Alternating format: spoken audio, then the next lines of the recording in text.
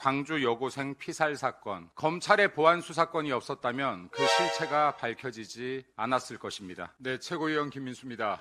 숟가락만한 보안 수사권한만 주어도 그 숟가락을 갈아서 그 칼로 정권을 겨냥할 것이다. 정청래의 말이었습니다. 민주당과 이재명 정권이 검찰의 수사 보안권을 폐지하려는 이유가 이 한마디에 명확히 드러나 있습니다. 정권을 향하게 될 검찰의 칼끝이 두렵다입니다. 국민을 위한 개혁입니까? 권력을 위한 개혁입니까? 너무나 가슴 아픈 사건이었습니다. 광주 여고생 피살 사건. 검찰의 보안 수사권이 없었다면 그 실체가 밝혀지지 않았을 것입니다. 부산 돌려차기 사건, 국민 여러분들께서 기억하실 겁니다. 가평 계곡 살인 사건, 국민 여러분께서 기억하실 겁니다.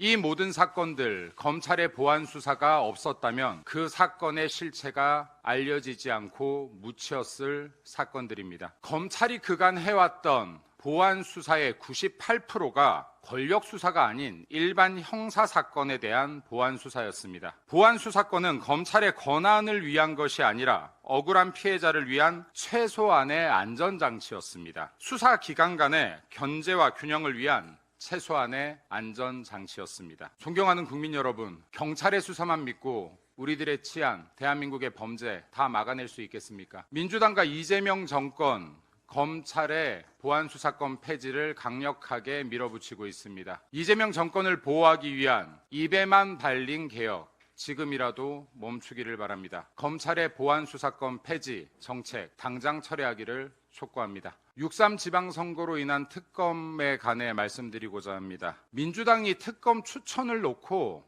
이렇게 실랑이를 벌이면서 시간을 끌 것이라는 것 국민 여러분들까지 충분히 예측할 수 있는 사안이었습니다. 특검 제도가 대한민국의 1999년도에 도입될 때 권력을 향한 수사, 검찰이 제대로 하지 못할까 해서 도입되었던 게 그 첫 번째 이유입니다. 선관위야말로 대한민국의 대통령보다도 대통령의 권한을 뛰어넘는 권한을 가지고 있다는 성역 중의 성역 아니었습니까? 이 특검 추첨 제대로 돼야 되지 않겠습니까? 없는 증거를 만들어서 조작하기는 쉽지 않습니다. 하지만 있는 증거를 덮어내는 것은 지금 정권에서 그리 어려운 일이 아니라는 생각이 듭니다. 이재명 정권이 추천하는 특검, 국민들이 믿고 바라볼 수 있겠습니까? 야당 주도의 특검 진행되어야 합니다. 그 범위 제한이 없어야 합니다. 민주당과 이재명 정권 계속해서 특검 추천권으로 공방을 벌인다면 선관위의 범죄 행위들을 옹호하는 것으로 국민들께서 판단할 것이라